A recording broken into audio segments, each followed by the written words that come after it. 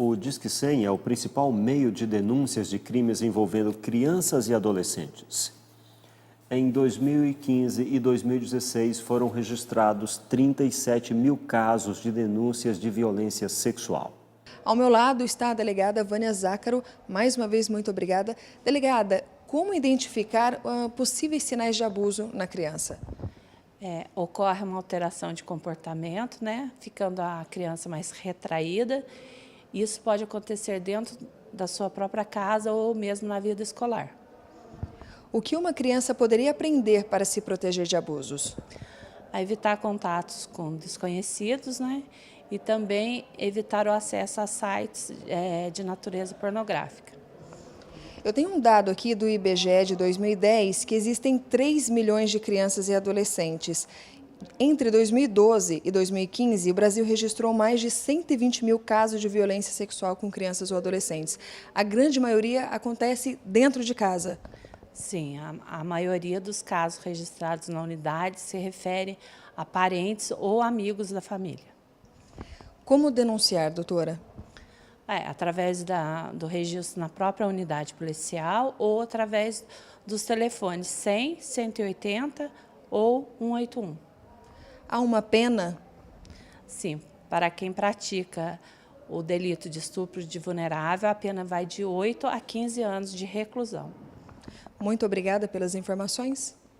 Segue o Repórter Setorial.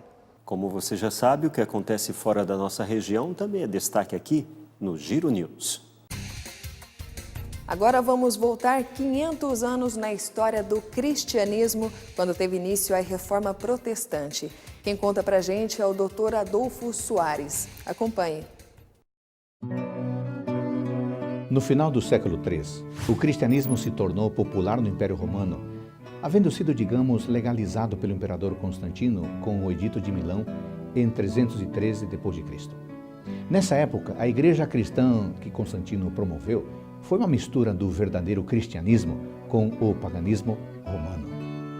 Durante séculos, praticamente toda a Europa esteve sob a influência dos ensinamentos desta igreja.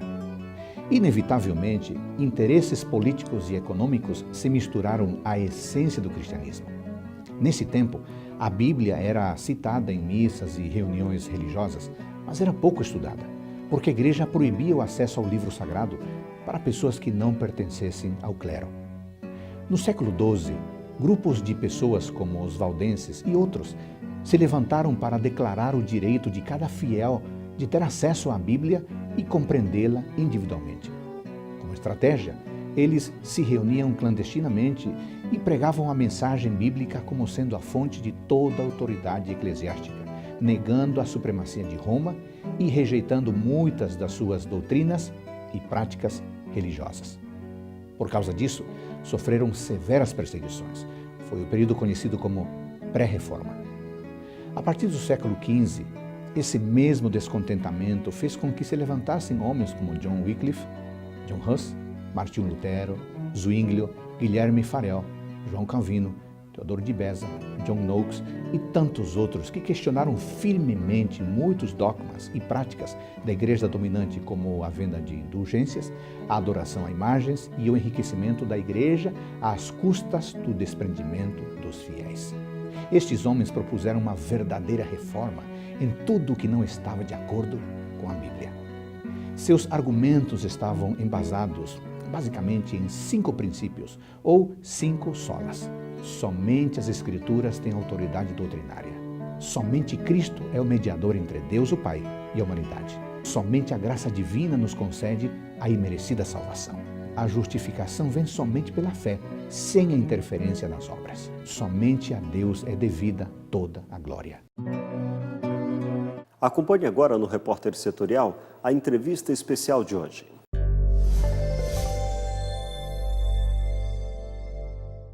Você sabe o que é o Observatório Social do Brasil? Sabe para que serve? É uma entidade muito importante e ela está se organizando também aqui em Pindamonhangaba. É o nosso tema de hoje. Nós estamos recebendo Maria Helena Simões Carvalho, que é titular da Integral, né, uma empresa importante também para o desenvolvimento humano, e vamos conversar com ela sobre essa entidade importante de fiscalização e cidadania, né? Tudo bem, Maria Helena? Tudo Satisfação bem, tê-la conosco, prazer. hein? Fala Então, pra gente um pouquinho aí do Observatório Social do Brasil e dessa mecânica aí para fazê-lo impulsionar aqui em Pindamonhangaba também. exatamente. E no Vale, né? No Vale como um todo. Então, o Observatório é uma entidade sem fins lucrativos, de âmbito nacional. Hoje nós estamos em 19 estados, 120 municípios e temos 50 municípios em formação, que é o que está acontecendo com Pinda. Aqui no Vale já atuam Jacareí, São José dos Campos e Taubaté. E agora estão em formação Ubatuba e Pindamonhangaba. E é isso que nós queremos divulgar para que todos vocês saibam que existe esse observatório como um canal competente para a nossa indignação com a situação de corrupção e etc. Porque o observatório observa as contas públicas. Essa é a nossa finalidade. Que bom. Para evitar na base que aconteça algum desvio ou às vezes até por falta de preparo, né, das Gestores. pessoas que trabalham na gestão pública. E o Observatório, então, nacional, ele já é organizado, existem várias plataformas que acompanham e comparam as contas entre diversos municípios, também por tamanho de população, enfim. Ele tem toda essa operação organizada, porque nós nos indignamos e às vezes ficamos querendo participar, mas sem saber muito o que fazer de concreto. Já tem sede o observatório aqui em Pinda? Ainda não, nós estamos nos associando às entidades locais. Estamos apresentando para a CIP, que é a Associação Comercial, a Associação dos Engenheiros, enfim, todas as entidades organizadas. Ordem dos Rotary, Advogados, quem sabe? a OAB também já sabe da nossa existência. Nós estamos em formação. Então, nesse momento, é importantíssimo essa abertura que vocês estão nos dando para que a população como um todo saiba dessa intenção e se junte a nós. Somos 3.000 voluntários e só nos últimos 4 anos essa ação já gerou de economia para os cofres públicos R$1,5 bilhão de reais. Só de observar... No Brasil todo, né? No Brasil todo, nesses 19 estados. Uhum. Agora, você falou em voluntariar, né? Quem sabe o pessoal de casa está querendo participar e não está sabendo. Exatamente. Vai ter um lançamento formal, assim? Isso, existirá no dia 8 de novembro, às 19 horas, no Sindicato Rural de Pinda, uma palestra que vai ser promovida e vai ser proferida pelo presidente nacional do Observatório, que é o Dr. Ney Ribas. Ele fica na sede em Curitiba, mas estará vindo especialmente para Pinda para divulgar e sensibilizar a população, a nossa população, da importância de estarmos engajados nesse projeto. Parênteses aqui para a gente falar sobre Curitiba, né? Que tem dado um exemplo magnífico para o país, através do juiz Sérgio Moro, né? Mostrando aí que é importante a gente sufocar essa corrupção, senão ela vai nos engolir, né, Maria Helena? Exatamente. Eu estive em maio no Congresso, existiu um Congresso Nacional dos Observatórios e a palestra magna foi proferida pelo Sérgio Moro e tivemos uma tarde também com Delanhol. Tem vários órgãos públicos que estão envolvidos, como o Ministério Público, o CGU. Dentro de todos esses órgãos existem pessoas que querem o bem do Brasil e querem evitar a corrupção. Então, essas pessoas têm se associado ao observatório. Destacar realmente, citado por você, a participação do procurador Danton Delanhol, que é o chefe da força-tarefa, né, que tem corajosamente enfrentado nessa bandidagem que está nesse país. Infelizmente, é toda hora escândalo daqui, escândalo dali e enxugando gelo, né? Porque a coisa não está tendo solução, apesar de todos esses esforços, inclusive do Observatório Social do Brasil. Então, no Paraná é muito forte e, aliás, foi iniciado em 2008 em Maringá. um grupo de pessoas, de profissionais, de empresários, se juntou e começou a observar algumas coisas que não estavam tão satisfatórias nas contas públicas.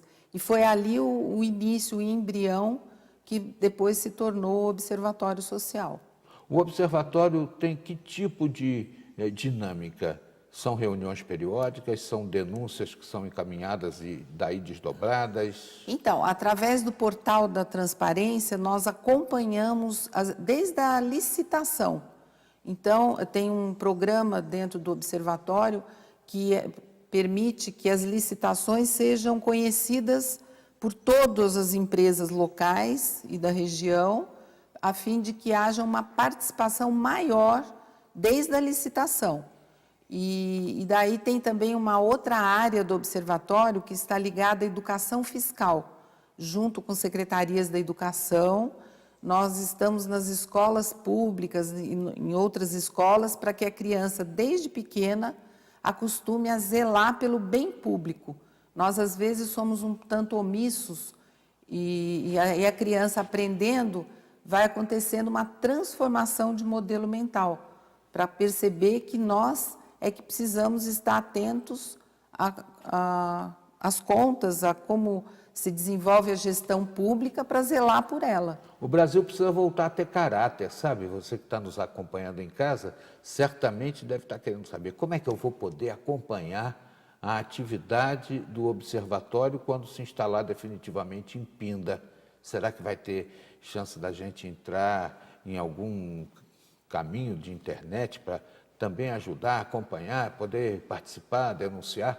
Mas eu vou pedir a Maria Helena para a gente avançar no tema na volta da entrevista, porque é uma coisa muito importante, hein? E eu peço a você que continue acompanhando, não saia daí.